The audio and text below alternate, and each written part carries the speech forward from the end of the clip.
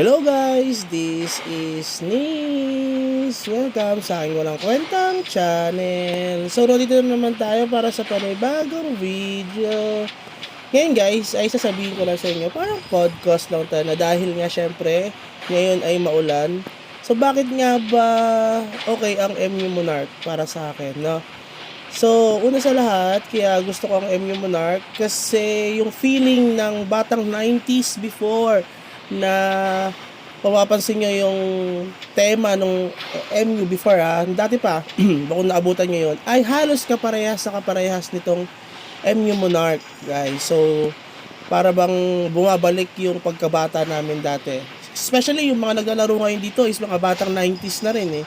Diba? Bibihira yung mga millennials or Gen Z dito sa nilalaro sa MU Monarch. So, dahil nga yan sa hindi napulot. Dahil nga yan doon sa ganyan, halos kaparehas niya yung playing style, yung pati yung option, yung HP, yung MP, 'di ba? Halos kaparehas ng MU Philippines dati. Okay? Kaya para bang nagbabalik yung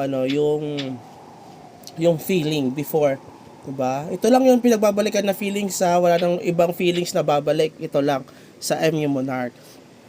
So, next pa, ang isa sa kinagandahan kasi nitong MU Monarch, kung bakit nasabi ko nga na maganda siya, hindi ako papasok dyan. Kasi ayoko kasi muna magpa-level eh. Kasi nga, gusto mo natin palakasin yung karakter natin na medyo mababa yung level, pero malakas yung inner options niya. Okay, so ayun nga guys, dahil nga sabi ko nga sa inyo, medyo balance itong MU Monarch. Para sa akin na medyo balance pa rin ito kahit papano. Ba't yung nasabi dyan na medyo balance? Tulad ng mga items, wala kang trade dito guys. Walang trade. Meron dito yung parang market store. Okay, yung market store na yan. So, kinagandahan kasi niyan, meron tax kasi siya. So, okay lang naman. Ang ayaw kasi nung iba na may mga tax na yan, kasi para yon sa mga nagbebenta ng mga MUC or kung ano pa man, ganyan. Wala kasing trade dito, doon lang nakukuha. So, pero meron tax kasi.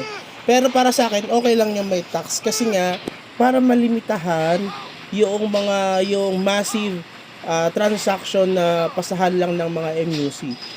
Okay? Dahil nga, tulad yan, ang daming mga bobot ngayon dito. So, dahil doon, nagbobot ka, from one account to another account, ilalagay mo lang sa isang account, ang daming pera nun.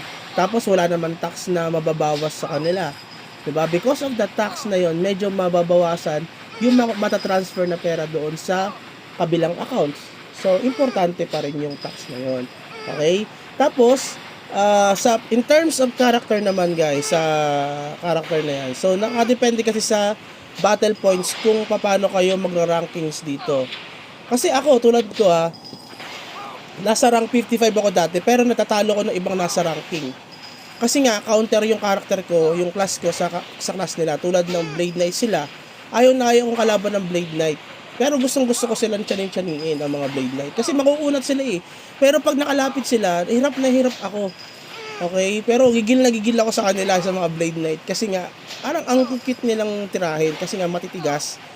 'Di ba? Pero yun nga, pag nakadikit sila, ubos din talaga ang buhay ko, 'di ba? Lalo na yung mga nagpi-fatal, yung mga skill nila, tapos yung death stab. So durog din tayo doon, guys, no? So yun, sinasabi ko nga dito, maraming nagsasabi na maraming nagbobot. Okay, maraming nagbobot dito sa MU Monarch. Ayoko na diyan, 'di ba? Parang binabash nila tong MU Monarch. Para sa akin, no, yun, kina-qualify ko yung side ko doon, guys. Ako gusto ko na fair yung laro, sa totoo lang. Okay, fair yung laro na walang bot. Okay, pero in terms naman kasi, yung advantage kasi ng bot na may nagbobot doon sa mga play na yan, okay, medyo magmumura yung mga gamit, yung mga items, tulad niya, marami silang malulot na mga items, meron silang malulot na items dito, tapos pag nalot nila yung mga items na yun, dahil meron nga silang mga nakuha, mabibenta nila yon. O kapag marami sila na nakakalot ng mga items, so ang ibig sabihin nun, liliit yung competition. Okay? So, ganun din sa MUC. Kunyari, isa lang yung nagbobot, tatlo lang yung nagbobot, kung marami yung mga nagbobot. So, yung competition, medyo hihigpit. Dahil doon, medyo magmumura yung MUC.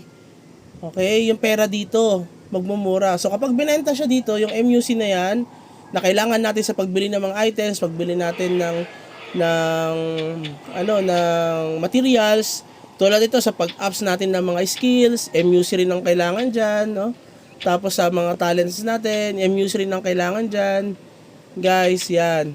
So magmumura siya. Pag nagmura kasi siya dahil nga doon sa mga nagbobot na yan, makakabili ka kasi tulad namin, nakakabili na ako ng MUC. Dati mahal pa sa amin yun, ngayon medyo mura-mura na lang. Okay, dahil doon, makikita mo talaga, ma-maximize mo yung potential ng character mo. Kasi bibili ka lang ng MUC. O tulad dito, may mga work naman na tayo. O kung wala kang work, edi mag-grind kang mabuti. Dahil nga, wala kang time masyado na, ibig sabihin marami kang time na maglaro ng MU Monarch. So maglaro ka na maglaro kung gusto mo talaga lumakas yung character mo. Kasi hindi ka nga nag-work. Kami mga nag-work, hindi kami makapag-grind ng fully sa MU Monarch, pero pwede kaming bumili ng MUC kasi nga meron kaming pambili. Ay, hindi ko naman sabing wala kaming pambili yung mga hindi nag-work kasi may mga nagninegosyo din naman dyan. Kumbaga, laging case-to-case basis lang din yan. No? In every situation kasi may mga solutions na pwede nyong gawin. Okay? So, ay nagsasabi na ayaw nila ng bot, ganyan. Guys, may advantage ang pagbobot at may disadvantages naman ang pagbobot, guys. Okay, kung may bot sa inyo, okay lang yan. Kung wala, okay lang din yan. Yun nga lang kasi, kahit naman ako na-experience ko dati, yung mga maraming bot sa amin, nahirapan kami mag-farm kasi nga nakukuha nila. Okay? Pero ang ginawa ko lang noon, nagpa-level lang ako, tapos nag-grind, tapos minsan nagkipag-iwan sa mga bot. Tapos, ang ginagawa ko, bumibili na lang ako ng MUC para lumakas ako ng lumakas. Okay, yun yung ginagawa ko, guys. Siyempre magagalit yung iba doon na hindi naman nakakabili ng MUC. Ibig sabihin nun, kung hindi ka kasi nagbe-benefit doon sa isang bagay, talagang magagalit ka. Pero pag nagbe-benefit ka doon sa isang bagay, in real life naman, ganun naman palagi. Once na nag-benefit tayo, hindi tayo magrereklamo. Pero pag hindi tayo nagbe-benefit doon sa isang bagay, syempre magrereklamo tayo. Diba? Ganun naman, in real life.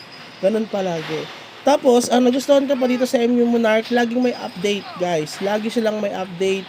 May merging ng server from server 1. Ngayon, 700 na ata. So, inuunti-unti nila na mag-merge yung mga character natin, yung mga servers natin, para yung mga dead server ay mabuhay ulit. Okay? Kami, hindi pa kami nakaka-merge ulit eh.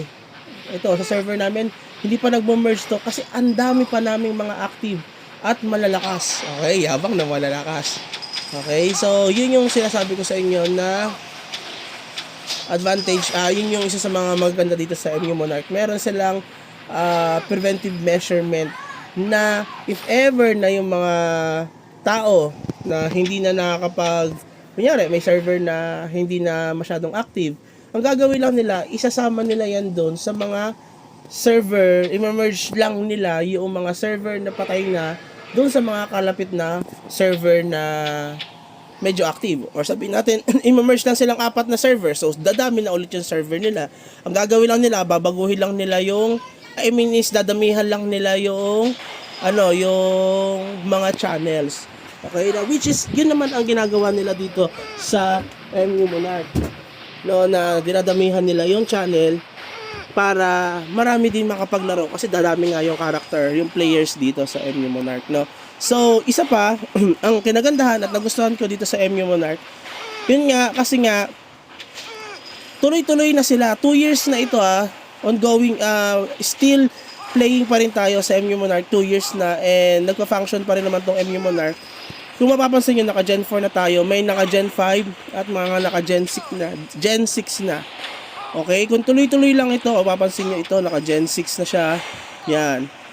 Ang laki na top up niyan, guys. Ewan ko kung may naka Gen 7 na, pero sa amin kasi wala pa naka Gen 6. Ang ganda ng wing ni Chillax, parang perfect. Okay.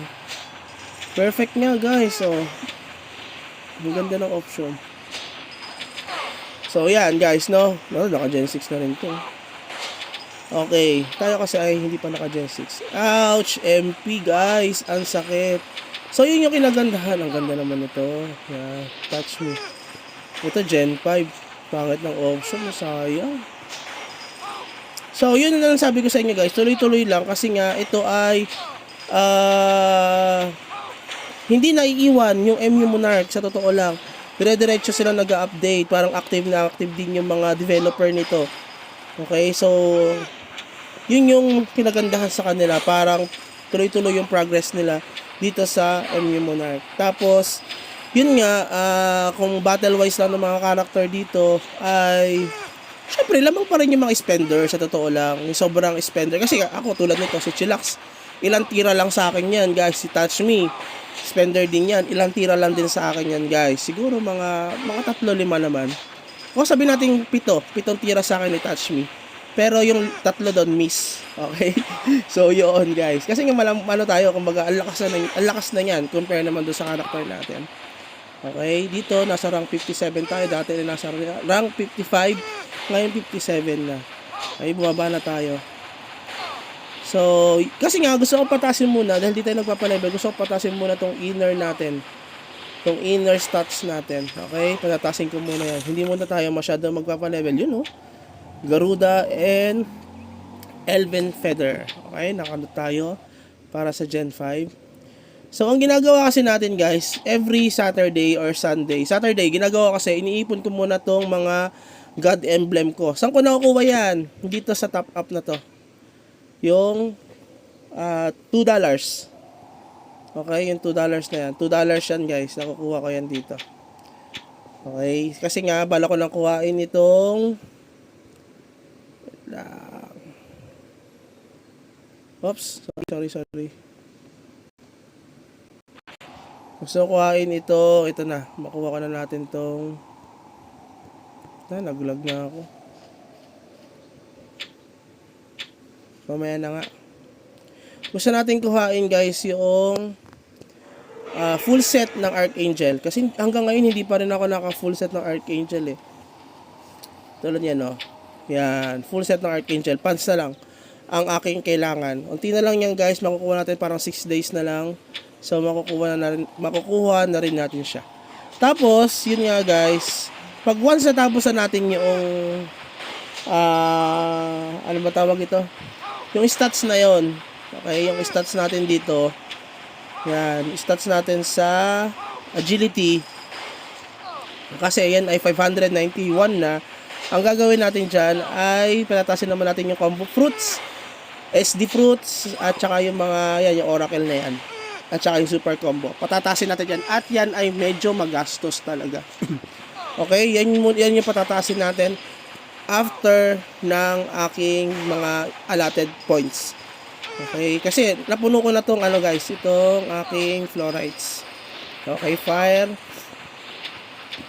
at saka, ano ba to? Yan, fire wind. Okay? And I will explain it to you later or sa susunod ng mga video kung bakit fire wind ang combination ng ating fluorides. Okay? Meron yan reason kung bakit. Okay? So, kung mapapansin nyo, hindi pa tayo nakipag-PVP pero once na nakipag-PVP tayo, abangan nyo na lang kung bakit yun yung fluorides na ginamit natin. Okay? And I will explain it to you naman kung bakit talaga. So kung umabot ka pala dito sa dulo ng video natin, please consider like and subscribe kasi tayo ay mag-1 to, no? Or sabi magto-2K na ang ating subscribers. Okay, so yun lang siguro. Have a good day. Bye-bye.